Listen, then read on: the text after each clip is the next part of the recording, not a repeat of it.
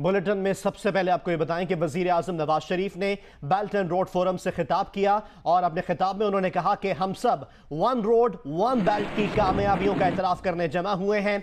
चीन में belt and road forum का इनेकाद तारीखी मौका है। उन्होंने कहा कि हम इलाकाई रवाबित के लिए चीनी क़यादत के विजन के मोतरफ हैं। इन मंसूबों पर बेमिसाल सरमायाकारी हो रही है। वजीर आजम ने कहा कि वन बेल्ट वन रोड मंसूबा 3 बड़े आजमों को मिलाएगा। मंसूबे से एशिया, अफ्रीका और यूरोप को मिलाने में मदद मिलेगी। मुमालिक के दरमियान तनाज़ात की बजाय ताउन फरोग पाना चाहिए। वजीर आजम मियां मोहम्मद नवाज शरीफ ने यह भी कहा कि चाइना रेलवे का मंसूबा बाहमी रवाबित का पुल है जिससे दुनिया के 65 मुमालिक इस्तिफादा हासिल कर सकेंगे। वन बेल्ट वन रोड मंसूबा शाहराए रेशम जैसे मंसूबों की याद ताज़ा करता है। इससे मुआशी खुशहाली, दहशत गर्दी और इंतहा पसंदी पर काबू पाने में मुआवन होगी। ऐसे मंसूबे गुर्बत के खात्मे का बाइस बनेंगे। वजीर आजम नवाज शरीफ का कहना था कि पाक चीन इक्तिसादी राहदारी सरहदों की पाबंद नहीं। पाकिस्तान में बुनियादी ढांचे के मंसूबे तेजी से मुकम्मल हो रहे हैं। दुनिया भर से सरमायाकार पाकिस्तान की जानिब मुतवज्जा हो रहे हैं। पाकिस्तान की 65% आबादी नौजवानों पर मुश्तमिल है। वजीर आजम ने अपने खिताब में कहा कि वन बेल्ट वन रोड मंसूबा सबके लिए है। इसका मकसद मुमालिक को मिलाना है, किसी मुल्क का घेराव करना नहीं। यह मंसूबा आने वाली नस्लों के लिए तोहफा है। Ladies and gentlemen, peace and development go hand in hand, and nothing can pave the path for peace and security more than economic development achieved through regional collaboration. OBOR signifies that geoeconomics must take precedence over geopolitics and that the center of gravity should shift from conflict to cooperation. As OBOR unfolds across continents, we see it fostering inclusion, creating tolerance, and promoting acceptance of cultural diversity. We see it as a powerful tool for overcoming terrorism and extremism.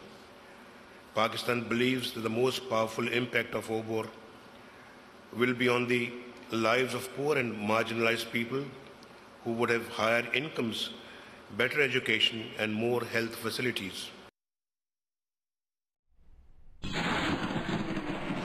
चीन के दारुल हुकूमत Beijing में belt and road forum जारी है। पाकिस्तान, रूस, तुर्की, Kyrgyzstan समेत 29 मुल्कों के सरबराहान इसमें शरीक हुए। अक़वाम मुत्तहिदा के सेक्रेटरी जनरल, यूरोपीय यूनियन की खारजा अमूर की सरबराह और आलमी तंजीमों के नुमाइंदे भी शरीक हैं। इजलास में पाकिस्तान की नुमाइंदगी वजीर आजम नवाज शरीफ ने की है। फोरम के इफ्तिताही सेशन है जिससे खिताब में चीनी सदर ने कहा बेल्ट एंड रोड मंसूबा अमन के लिए है। उन्होंने कहा कि जिससे दुनिया भर का मफाद वाबस्ता है। मंसूबे से खित्ते में खुशहाली आएगी, अमीर और गरीब ममालिक का फर्क कम होगा। उन्होंने सिल्क रोड मंसूबे में शामिल मुल्कों और आलमी तंजीमों की मदद के लिए 8 अरब 70 करोड़ डॉलर इमदाद के वादे भी किए। रूस के सदर पुतिन ने बेल्ट एंड रोड मंसूबे की मुकम्मल हिमायत और सरमायाकारी की पेशकश की। उन्होंने कहा कि 21वीं सदी में दरपेश चैलेंजेस से निपटने के लिए बेल्ट एंड रोड फोरम अहम मंसूबा है। फोरम से खिताब में तुर्क सदर ने कहा कि उनका मुल्क चीन के साथ मिलकर काम करने के लिए तैयार है। बेल्ट एंड रोड मंसूबों से दुनिया का मफाद वाबस्ता है। इन मंसूबों से यूरोप और एशिया को तिजारती फवायद हासिल होंगे। बीजिंग में जारी बेल्ट एंड रोड फोरम में पाकिस्तान, रूस, तुर्की, किर्गिज़स्तान, बेलारूस समेत 29 मुल्कों के सरबराहान शिरकत कर रहे हैं।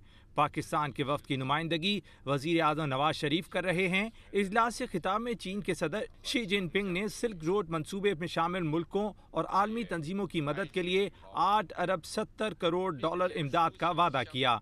उनका कहना था कि बेल्ट एंड रोड से खित्ते में खुशहाली आएगी। सिल्क रोड मंसूबा अफ्रीका और यूरोप समेत सब के लिए है। इससे जुड़े ममालिक एक दूसरे के तजुर्बे से फ़ायदा उठाएंगे। हर मुल्क एक दूसरे की खुद मुख्तारी का एहतराम करे। दुनिया में तनाज़ात पुरअमन मुज़ाकरात के जरिए हल करना होंगे। हमें इंसदादे दहशत गर्दी की कोशिशों को सराहना चाहिए। चीन दीगर मुल्कों के दाखिली मामलात में दखल अंदाजी का मंसूबा नहीं रखता। उन्होंने बताया कि चीनी हुकूमत मंसूबे से मुंसलिक मुल्कों में 10,000 स्कॉलरशिप्स फराहम कर रही है। रूस के सदर व्लादिमीर पुतिन ने फोरम से खिताब में कहा, 21वीं सदी में दरपेश चैलेंजेस से निपटने के लिए बेल्ट एंड रोड फोरम अहम मंसूबा है। रूस इसकी मुकम्मल हिमायत करता है और सरमायाकारी के लिए तैयार है। उन्होंने यूरोपीय यूनियन के मुल्कों को बेल्ट एंड रोड फोरम में खुशामदीद कहा। तुर्क सदर रजब तैयब एर्दोगान का कहना था, बेल्ट एंड रोड मंसूबों से दुनिया का मफाद वाबस्ता है। बेल्ट एंड रोड मंसूबों से यूरोप और एशिया को तिजारती फवायद हासिल होंगे। चीन इस मंसूबे के तहत एशिया से अफ्रीकी ममालिक तक 6 इक्तिसादी राहदारियां तामीर कर रहा है। पाक चीन इक्तिसादी राहदारी से भारत के पेट में मरोड़ उठने लगे हैं। भारत ने चीन में जारी one belt and one road forum का बॉयकॉट कर दिया है। नई दिल्ली सरकार का इक्तिसादी राहदारी पर तशवीश का इजहार।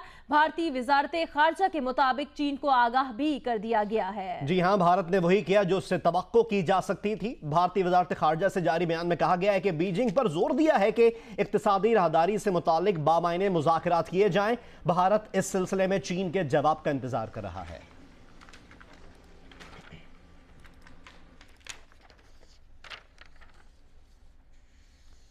मुशीर खारजा सरताज अजीज ने अक़वाम मुत्तहिदा के सेक्रेटरी जनरल को खत लिखा है और मकबूजा कश्मीर की आबादी में तब्दीली की भारतीय कोशिश की शिकायत की है। अक़वाम मुत्तहिदा के सेक्रेटरी जनरल के नाम अपने खत में सरताज अजीज ने लिखा है कि भारत मकबूजा कश्मीर में गैर कश्मीरी बाशिंदों को मुस्तकिल रिहाइश का सर्टिफिकेट दे रहा है। मकबूजा कश्मीर में रिटायर्ड भारतीय फौजियों को जमीनें दी जा रही हैं। भारत मकबूजा कश्मीर में पंडितों के लिए अकामती मंसूबे तैयार कर रहा है। यूं भारत मकबूजा कश्मीर में मुसलमान अक्सरियत को अक़लियत बनाने की कोशिश कर रहा है। सरताज अजीज ने लिखा है कि मकबूजा कश्मीर में भारतीय इक़दामात इस्तिस्वाबे राय के नताइज पेश की तब्दील करने की कोशिश है। अक़वाम मुत्तहिदा की करारदादों पर अमल ना होना इंसानी अलमिये को जन्म दे रहा है। अक़वाम मुत्तहिदा की करारदादों पर अमल से लाखों कश्मीरियों की तकलीफ कम हो सकती हैं।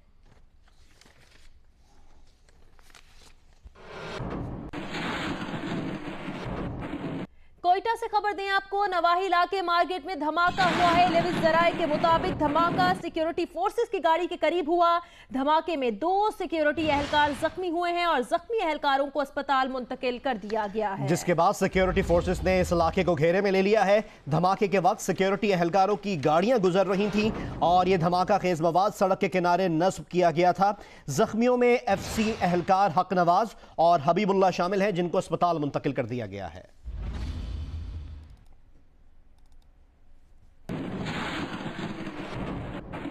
लोअर कुर्रम में दहशतगर्दों ने एक गाड़ी पर फायरिंग की, जिससे पॉलिटिकल मुहर्रर और सिक्योरिटी गार्ड जाँ बहक हो गए हैं।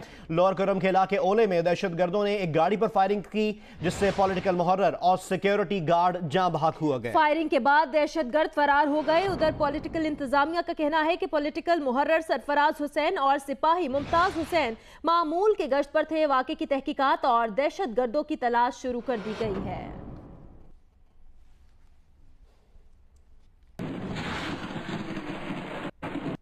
अपडेट करें आपको गुज़िश्ता रोज़ गवादर में हुए दहशतगर्दी के वाक़े से मुताल्लिक। गवादर में गुज़िश्ता रोज़ दहशतगर्दों की फायरिंग से शहीद होने वाले 9 अफराद को नौशेर फिरोज़ में उनके आबाई गांव में सुपुर्द खाक कर दिया गया है।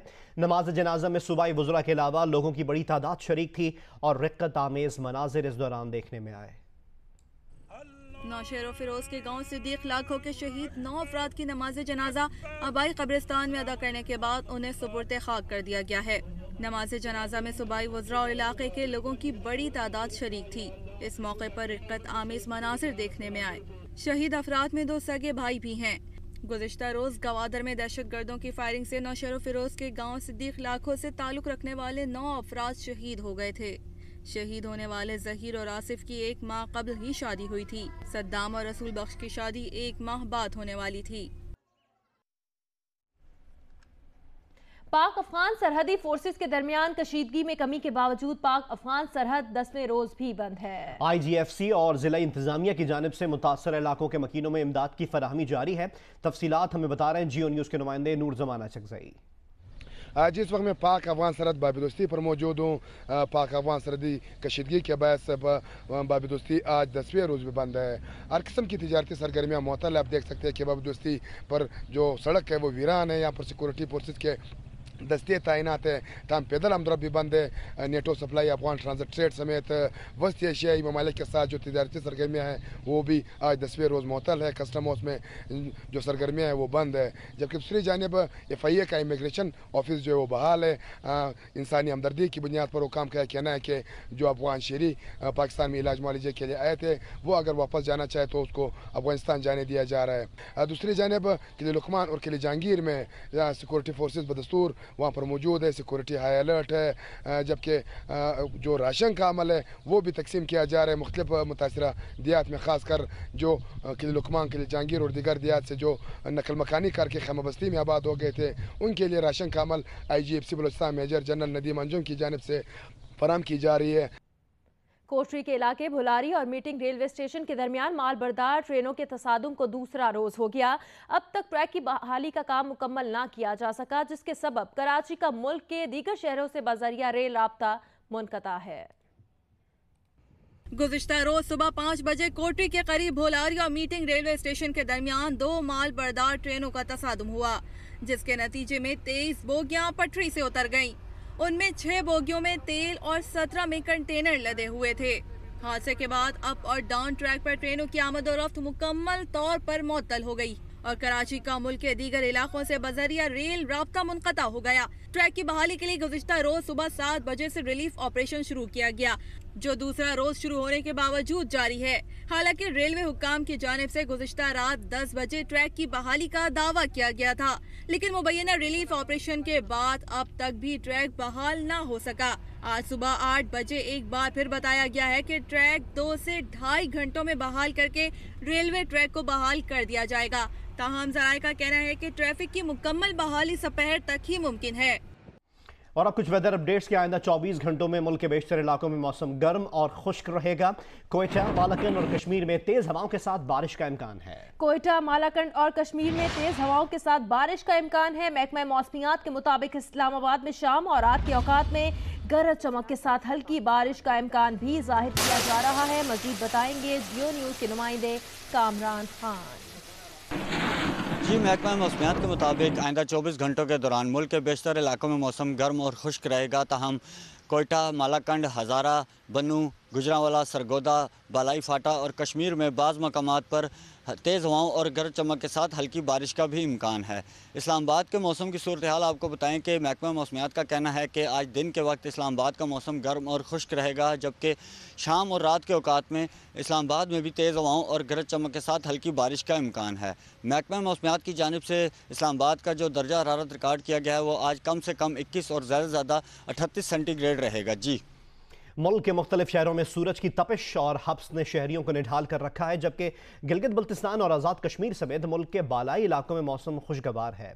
सिंध, पंजाब और बलूचिस्तान के कई शहरों में सूरज आग बरसा रहा है। ऐसे में कोई नहरों में डुबकियां लगाकर गर्मी की शिद्दत को कम कर रहा है तो कोई ठंडे मशरूबात का इस्तेमाल कर रहा है।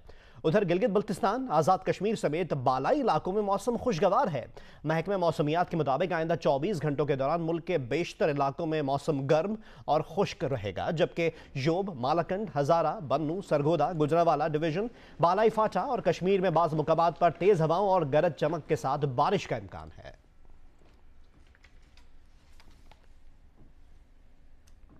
अभी आपको कराची से खबर दें, हॉक्स बे में 3 अफराद डूबकर हलाक हो गए हैं। रेस्क्यू जराए के मुताबिक डूबने वाले अफराद का ताल्लुक बल्दिया टाउन से है। तीनों अफराद का ताल्लुक बल्दिया टाउन से है जो हॉक्स बे पहुंचे थे और वो नहाते हुए समंदर में डूब गए। 3 अफराद डूबे हैं और इन तीनों अफराद का ताल्लुक कराची के इलाके बल्दिया टाउन से है।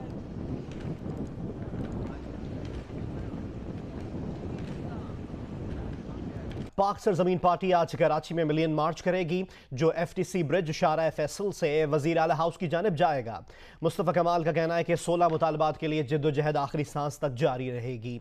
शारा फैसल पर प्रेस कॉन्फ्रेंस करते हुए उन्होंने कहा, पुरअमन तरीके से हुक्मरानों के महलों की तरफ मार्च करेंगे। अगर हुक्मरान हमारे बच्चों को पानी नहीं देंगे तो हुक्मरानी नहीं कर सकेंगे। उन्होंने कहा कि 70% रेवेन्यू देने वाला शहर पानी की बूंद बूंद को तरस रहा है। पाकिस्तान के हालात बदलने के लिए फरिश्ते नहीं उतरेंगे, हमें खुद हिम्मत करनी होगी।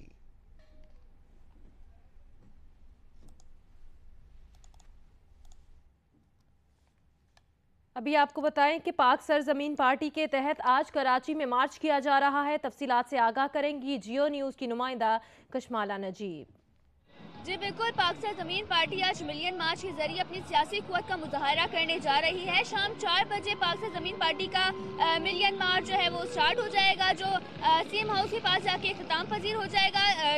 पाक सरजमीन पार्टी के जो सरबराह अनीस कायम खानी और मुस्तफ़ा कमाल है वो शुरा से यहाँ पर जो मेन कैंप लगाया गया है FTC के पास, यहाँ पर जो है खिताब करेंगे। इनका जो मकसद है मिलियन मार्च करने का कि वो शहरियों को बुनियादी मकसद जो ज़िंदगी के हैं उनको जो है फराहम करना है, जैसे तालीम देना है, बेरोज़गारी को ख़त्म करना है, बिजली लोड शेडिंग से निजात दिलाना है, दीगर जो बुनियादी मसाइल हैं उनको हल करना है। अगर हम बात करें सिंध हुकूमत की जानिब से तो उन्होंने यही कहा है कि रेड जोन में किसी को दाखिल नहीं होने दिया जाएगा। जी, कोयटा में हुए धमाके से मुतालिक आपको अपडेट करें। कोयटा के नवाही इलाके मार्केट में सड़क किनारे बम धमाका हुआ। इस धमाके में एक सिक्योरिटी एहलकार और सिविलियन ड्राइवर समेत 2 अफराद जख्मी हो गए हैं। कोयटा के नवाही इलाका मार्केट जहां सड़क किनारे बम धमाका हुआ। इत्तलात के मुताबिक मार्केट से सिक्योरिटी फोर्सेस की गाड़ी कोयटा की जानिब आ रही थी, जिस दौरान सड़क किनारे नस्ब IED डिवाइस का धमाका हुआ। मजीद क्या तफसीलात हैं ये जानते हैं नुमाइंदा जियो न्यूज़ शहाब उमर से। शहाब, क्या तफसीलात हैं इस धमाके के हवाले से और जो जख्मी अफराद हैं उनकी हालत कैसी है? जी, जो धमाका हुआ है कोयटा का नवाई इलाका तकरीबन 40 से 45 किलोमीटर के फासले पर वाक़ है जहाँ पे धमाका हुआ है। हाँ, सिक्योरिटी ज़राना में बताया कि IFC की जो रोड प्रोटेक्शन पार्टी थी वो मामूल की गश्त भी थी। इस दौरान धमाका व धमाके के नतीजे में गाड़ी में सवार FC का एक एहलकार नायक हक नवाज़ और ड्राइवर हबीबुल्लाह दोनों ज़ख्मी हुए, जिन्हें फौरी तौर पर कोयटा में अस्पताल मुंतकिल कर दिया गया।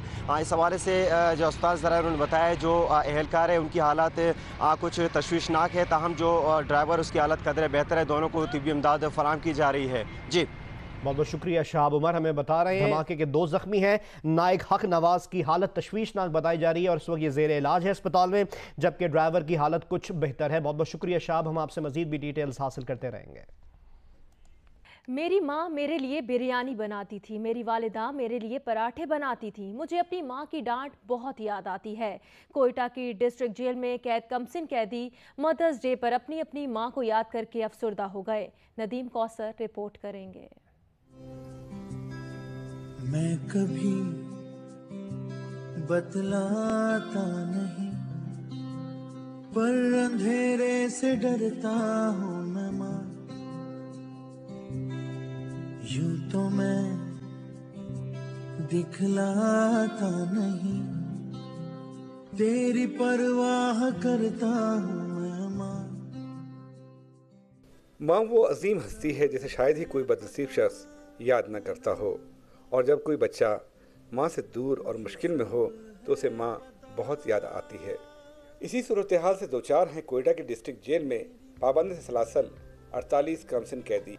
14 साल से लेकर 20 साल तक ये कमसिन कैदी मुख्तलिफ जराइम की पादाश में कैद हैं। कत्ल के जुर्म में कैद कोयटा का नसीर अहमद कहता है कि मुझे माँ के हाथ की रोटी और प्यार से सुलाना बहुत याद आता है। जब सोता था हम लोग फंसा के हम लोग को सुलाता था, प्यार से प्यार करता था हम लोग को। अभी जेल में पड़े हुए बस हमेशा जब भी रोटी भी खाते हैं तो माँ का हाथ का याद आता है।